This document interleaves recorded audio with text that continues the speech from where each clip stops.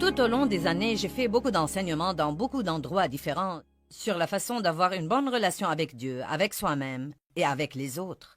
Et nous avons pris certaines des meilleures parties de ces différents enseignements et nous les avons combinés dans une seule émission pour chaque relation spécifique. Donc, quand vous finirez de la regarder, pourquoi ne pas aller à la page Facebook ou Twitter et me faire savoir quelle était votre partie préférée? Je voudrais avoir vos réactions et j'ai hâte d'écouter ce que vous pensez. Nous pourrions donc dire aujourd'hui qu'il ne s'agit que de vous. Où êtes-vous sur la liste des gens dont vous vous occupez? Êtes-vous toujours à la queue de votre liste et, à dire vrai, vous devez vous occuper de tant de personnes que lorsque vous finissez de vous en occuper, vous n'avez jamais le temps de vous occuper de vous-même? Est-ce que vous dites des choses comme « Quand est-ce que quelqu'un va faire quelque chose pour moi ?» Ou des choses comme « Je fais tout le travail par ici et personne ne m'apprécie. » J'ai beaucoup de hochements de tête là-bas. Si vous ne vous occupez pas de vous-même, vous arriverez au point où vous ne pourrez pas vous occuper des autres non plus. Vous arriverez au point où soit vous ne pourrez pas le faire physiquement, vous ne pourrez pas le faire mentalement, vous ne pourrez pas le faire émotionnellement, soit vous le ferez, mais avec une attitude si mauvaise que tout le monde regrettera que vous l'ayez fait. Ce n'est pas égoïste de s'occuper de soi-même. C'est sage. Je crois que Dieu nous donne la responsabilité dans 3 relations. Et la Bible est une affaire de relations. Elle parle de notre relation avec Dieu, de notre relation avec les autres, mais plus important encore, de notre relation avec nous-mêmes. Si vous ne vous aimez pas, il vous sera impossible d'aimer quelqu'un d'autre. Ce n'est vraiment pas possible. Vous savez pourquoi? Parce que vous ne pouvez pas donner ce que vous n'avez pas. Si vous n'avez ni amour, ni estime pour vous-même, si vous ne vous appréciez pas vous-même, comment allez-vous apprécier les autres? Si vous ne vous respectez pas, comment allez-vous respecter quelqu'un d'autre? Il m'est impossible de donner ce que je n'ai pas. J'ai un verre d'eau là, donc si vous dites « donne-moi de l'eau », je pourrais faire ça. Mais si mon verre était vide, aussi longtemps que vous criez pour que je vous donne de l'eau, je ne pourrais pas vous donner ce que je n'ai pas. Et j'ai essayé pendant des années d'être une personne aimable, et je ne savais pas quel était mon problème, parce que je voulais sincèrement obéir à la Bible qui dit d'aimer les autres, et je continuais à échouer, et à échouer, et à échouer, et je me suis finalement rendu compte que je ne m'aimais pas. Je n'étais pas miséricordieuse avec les autres. J'étais dure et insensible, et critique, et imbue de moi-même. Je ne pouvais pas être miséricordieuse parce que je n'avais pas encore reçu la miséricorde de Dieu pour moi. J'étais trop dure pour moi-même. Si vous êtes trop dur pour vous-même, vous serez trop dur pour les autres. Si vous exigez la perfection de vous-même, vous exigerez la perfection de tous les autres. Donc, si vous n'avez jamais fait ça, vous devez faire une pause dans votre vie surchargée et vous devez découvrir le fin fond de votre relation avec vous-même. Est-ce que vous vous plaisez? Vous vous aimez? Vous vous appréciez? Vous vous respectez? Est-ce que vous faites des choses pour vous-même? Est-ce que vous répondez à vos besoins légitimes sans culpabiliser? Parfois, si nous faisons quelque chose pour nous-mêmes, il y a ce petit démon qui traîne dans notre espace et nous oblige à culpabiliser pour l'avoir fait. Eh bien, tu aurais pu donner cet argent, tu n'avais pas besoin d'une autre paire de boucles d'oreilles, tu aurais pu faire ceci, tu aurais pu faire cela. Pourquoi tu es allongé pour regarder ce film? Il y a toujours du travail à faire. Allez, n'est-ce pas que je dis la vérité?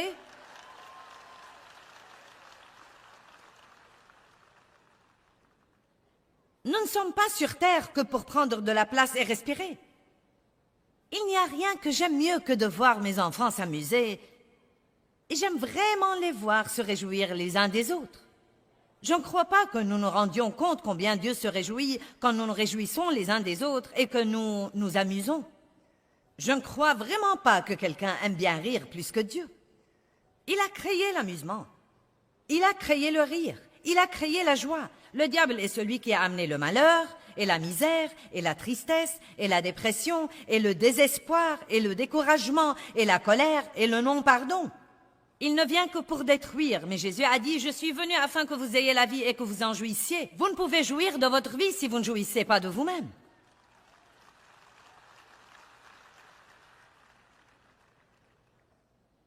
Combien d'entre vous ici ce soir ne s'estiment pas comme il faut?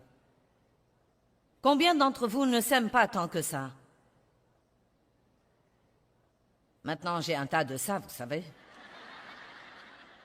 Il faut dire la vérité. Non, mais il y a eu beaucoup d'années où je ne m'aimais pas. Je n'aimais pas ma voix, je n'aimais pas ma personnalité, je n'aimais pas mes cuisses, je n'aimais pas ceci, je n'aimais pas cela. Eh bien, vous devez vraiment faire la paix avec vos cuisses parce que les cuisses que vous avez sont les cuisses que vous avez.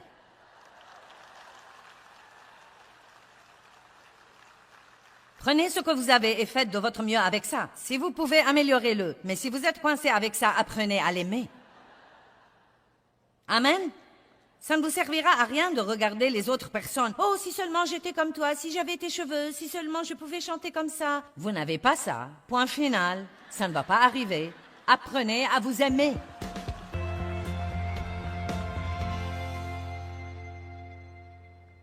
Vous savez, il n'y a pas beaucoup de chrétiens vraiment heureux à plein temps. Je parle des chrétiens heureux à plein temps. Vous savez, nous pouvons être heureux dans l'allégresse collective quand nous venons à l'église. Et l'équipe de l'adoration est en train de jouer et c'est comme... Oh, mais je parle d'être heureux à plein temps. Heureux à plein temps. Heureux dans la tempête, heureux quand la tempête est finie. Les gens pensent, je ne peux pas être heureux si je ne me marie pas. Ensuite, ils se marient et ils pensent, je ne peux pas être heureux si je dois supporter ça toute ma vie.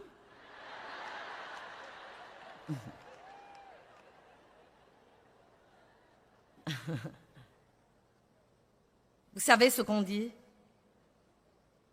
Les célibataires sont tristes et les mariés sont fâchés. Eh bien, je ne peux pas être heureux. Sans enfant, je ne peux pas être heureux. Oh, si cet enfant ne grandit pas et sort de cette maison, je ne peux pas être heureux. Je ne peux pas être heureux si je ne peux pas avoir une grande maison. Oh, je ne peux pas être heureux si je dois nettoyer cette grande maison toutes les semaines. Dieu dit, demandez-le, et si c'est bon, je vous le donnerai. Et je vous le donnerai dans mon timing. Et je vous le donnerai quand vous êtes prêts. Non pas quand vous croyez que vous êtes prêts, mais quand je sais que vous êtes prêts. Vous ne possédez pas parce que vous ne demandez pas. Demandez et vous recevrez afin que votre joie soit parfaite. Mais je ne crois pas que je puisse être heureuse si mon mari ne change pas. Eh bien, je croyais ça, et mon mari n'a pas changé et maintenant je suis heureuse. Il n'a pas changé.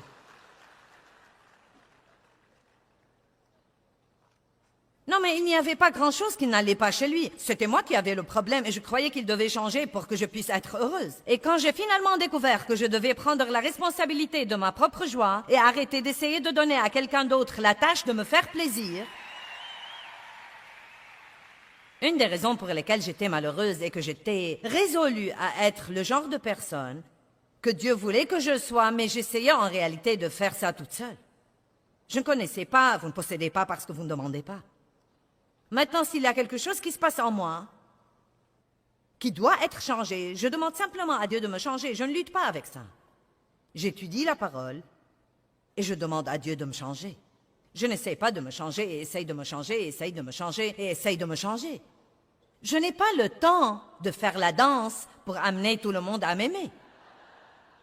J'ai essayé ça dans les quelques premières années et ça tue. Donc, j'ai finalement décidé, Dieu, il va falloir que tu les amènes à m'aimer, parce que c'est ce que je suis, c'est fini.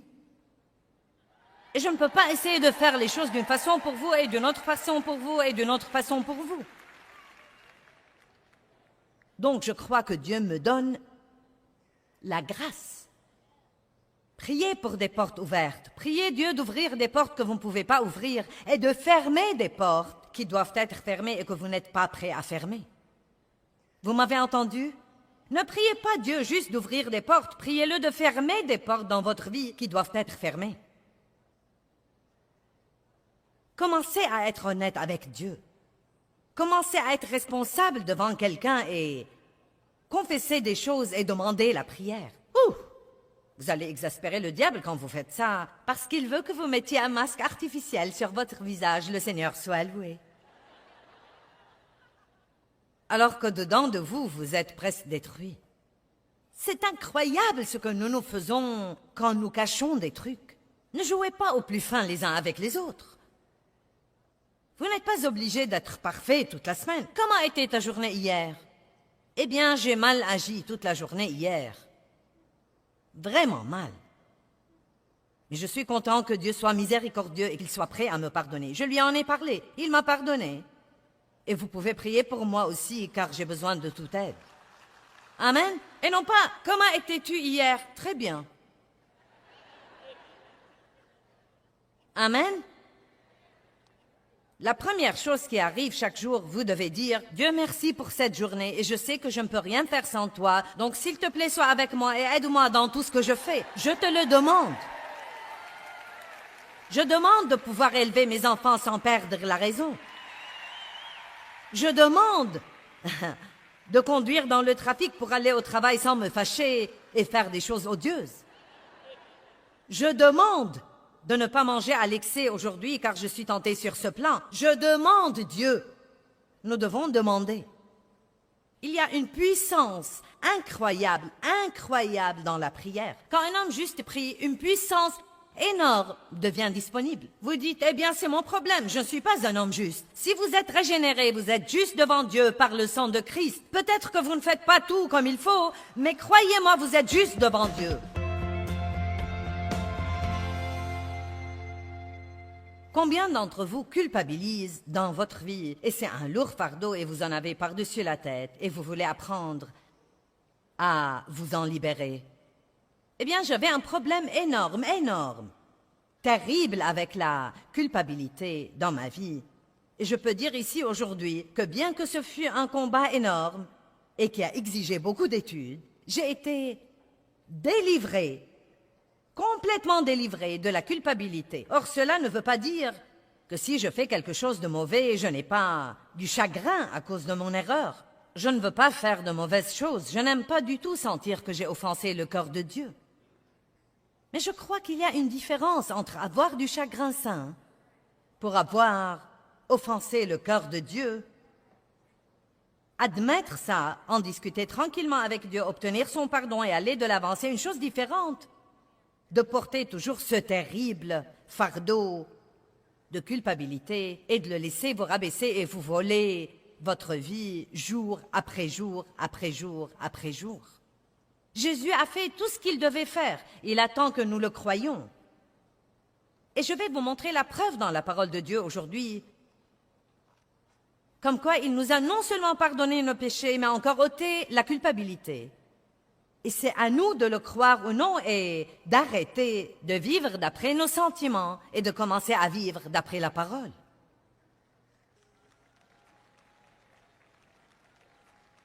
Quand j'ai finalement vu comment Satan m'avait volé par la culpabilité, qui en était vraiment une fausse, parce que je m'étais repentie, j'avais demandé à Dieu de me pardonner, et j'avais même cru qu'il m'avait pardonné. Et pourtant, je me sentais toujours coupable et mauvaise, et je portais ce fardeau sur mon dos partout où que j'aille. Je ne me sentais pas bien si je ne me sentais pas mal. J'ai presque commencé à penser que c'était la façon religieuse de se sentir comme un vieux ver et quelqu'un qui ne peut jamais faire ce qu'il faut et plaire à Dieu. J'ai beaucoup souffert à cause de la culpabilité. Oh, c'était horrible.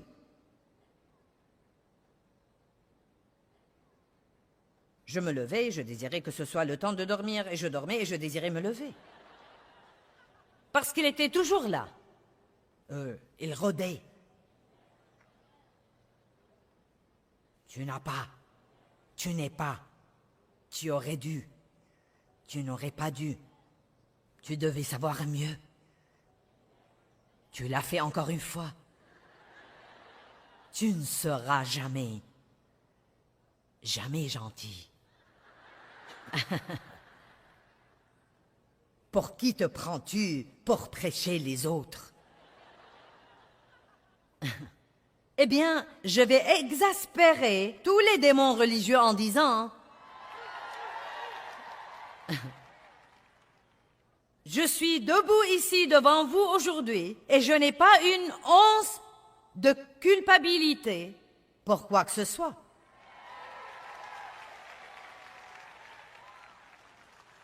Je n'en ai aucune. Vous dites, tu ne fais jamais ce qu'il ne faut pas, aussi. Aussi. Si.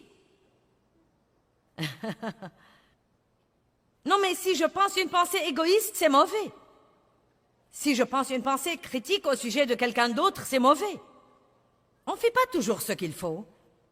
Et tout ce que Dieu veut que vous fassiez, c'est de dire « Tu as raison, Dieu, et j'ai tort, et je suis désolé, et j'ai besoin non seulement de ton pardon, mais encore de ton aide pour ne pas répéter. » Et ensuite, immédiatement, non seulement comme un service à vous-même, mais encore comme un service à Dieu, vous vous en détournez et vous passez à la chose suivante que Dieu vous réserve. Vous ne la traînez pas avec vous, et vous faites ensuite une autre erreur, et vous la traînez avec vous, et vous faites une autre erreur, et vous la traînez avec vous. Certains d'entre vous se sentent toujours coupables pour des choses d'il y a 30 ans, et 20 ans, et 15 ans, et 10 ans, et 5 ans, et une semaine, et hier, et ce matin.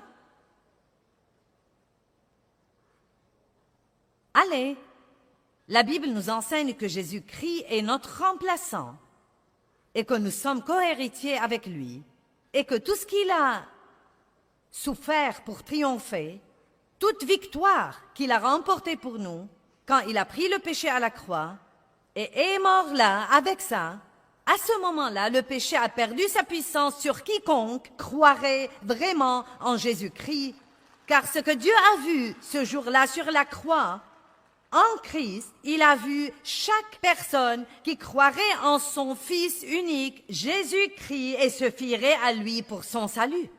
Spirituellement, nous étions en lui quand il est mort.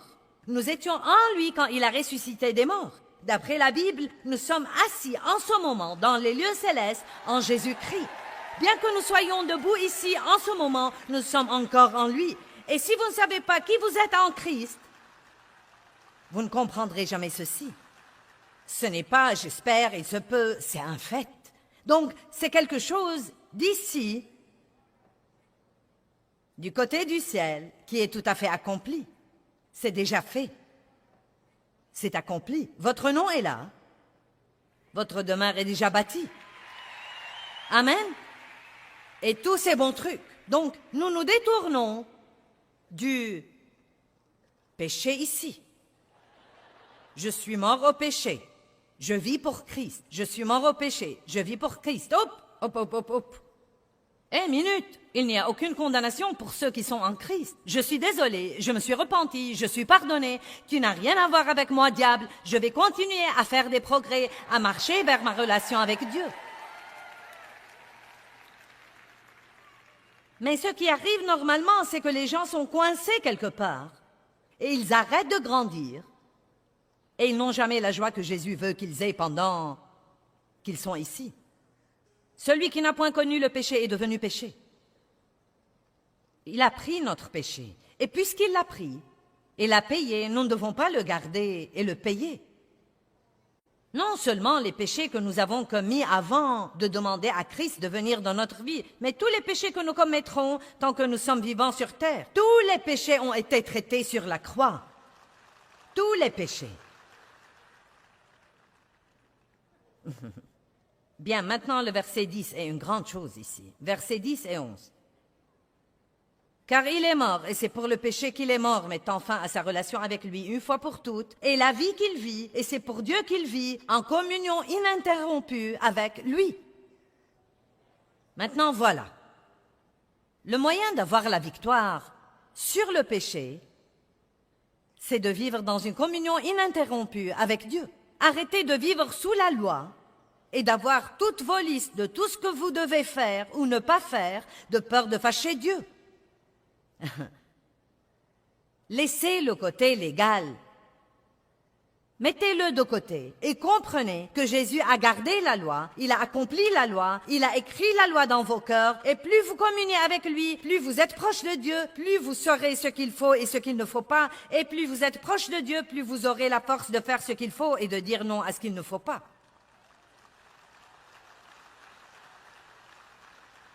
Mon Dieu, si jamais nous saurions ce qu'il a fait pour nous. C'est difficile à comprendre parce que Satan est là.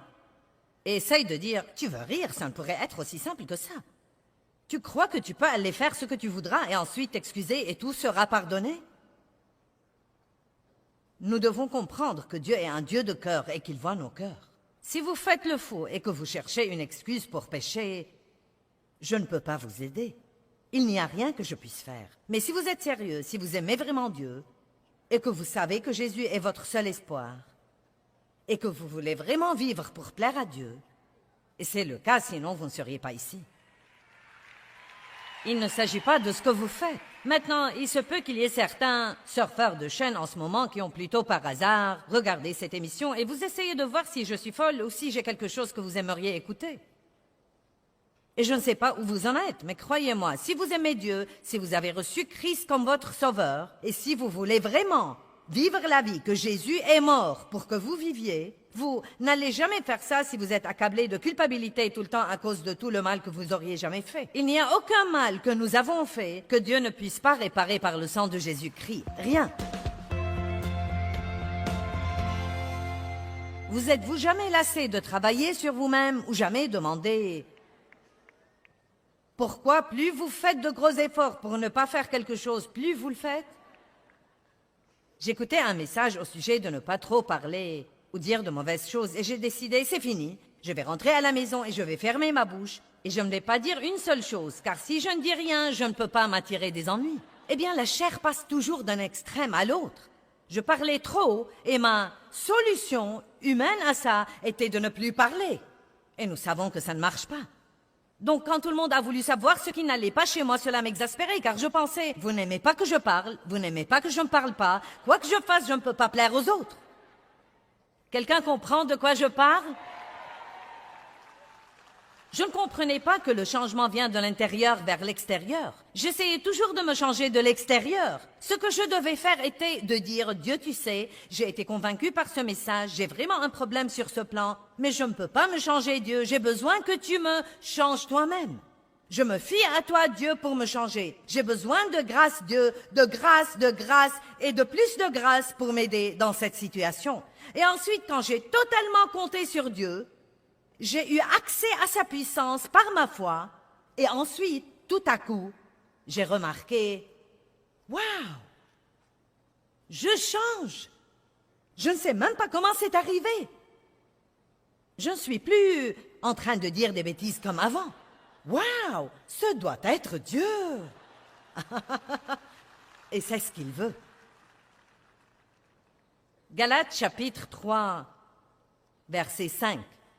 Celui qui vous accorde son merveilleux Saint-Esprit et qui opère puissamment et miraculeusement parmi vous, le fait-il parce que vous faites ce qu'exige la loi ou parce que vous croyez et vous adhérez et vous vous fiez et vous comptez sur le message que vous avez écouté? Donc il dit, croyez-vous que vous allez changer à cause de vos luttes et de vos efforts? Non, la seule façon de changer, c'est de compter complètement sur Dieu. J'espère que chaque message que je prêche ce week-end vous convainc vraiment, vous convainc. Je ne veux pas qu'il vous condamne. Je veux qu'il vous convainque, mais je ne veux pas que vous rentriez à la maison pour essayer de changer. Je veux que vous rentriez à la maison et commenciez à prier au sujet de ce que vous avez écouté et à dire, Dieu, j'ai besoin que tu travailles ça en moi. Et l'autre chose que je veux que vous fassiez, c'est de continuer à étudier dans les domaines où vous recevez la conviction. Allez à la parole et allez au Saint-Esprit. Ne vous embarquez pas dans les œuvres de la chair pour faire que les choses se produisent. Allez à la parole, allez au Saint-Esprit et dites, Dieu, je ne peux pas faire ça sans toi. Ce serait comme si j'exigeais que ce truc donne la lumière quand il n'est pas branché. Mais c'est très simple si vous branchez tout simplement les choses. Tournez-vous vers la personne qui est à côté de vous et dites, es-tu déconnecté? Il y a le courant dans la prise de courant à tout moment. Mais vous devez vous brancher. Comment est-ce que vous vous branchez? Dieu, j'ai besoin de toi, je ne suis rien sans toi, je me fie à toi, je m'appuie sur toi, je compte sur toi. Mon Dieu, combien d'années ai-je essayé de changer mon mari? Avez-vous une idée du travail futile que c'est que d'essayer de changer votre époux?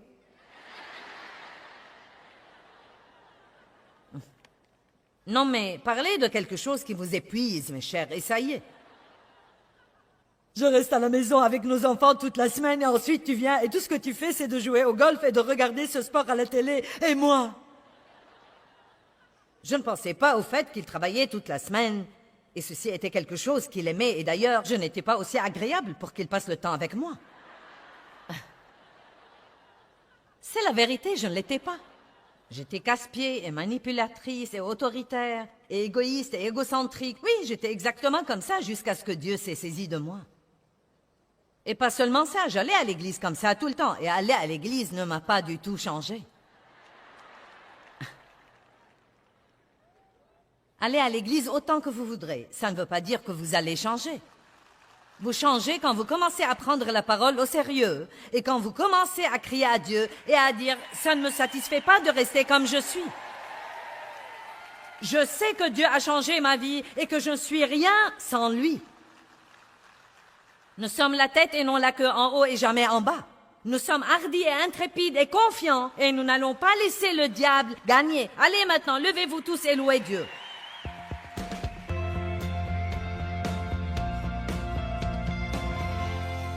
L'un des désirs les plus profonds du cœur de Dieu, c'est d'avoir une relation profonde, intime, personnelle avec vous. Oui, j'ai dit avec vous. Et je ne parle pas juste à un groupe de gens ici, je vous parle à vous. C'est la raison même pour laquelle Dieu nous a créés. Pas seulement ça, il veut aussi que nous apprenions à avoir une bonne relation avec nous-mêmes. Que pensez-vous de vous? Vous vous aimez? Êtes-vous contre vous? Est-ce que vous vous méprisez? Est-ce que vous vous rejetez? Ou avez-vous une relation saine avec vous? Est-ce que vous attachez une grande valeur à ce que Dieu a fait en vous créant? Vous savez, tout ce que Dieu a créé, il l'a regardé et il a dit « c'est très bon ». Et cela veut dire « vous ».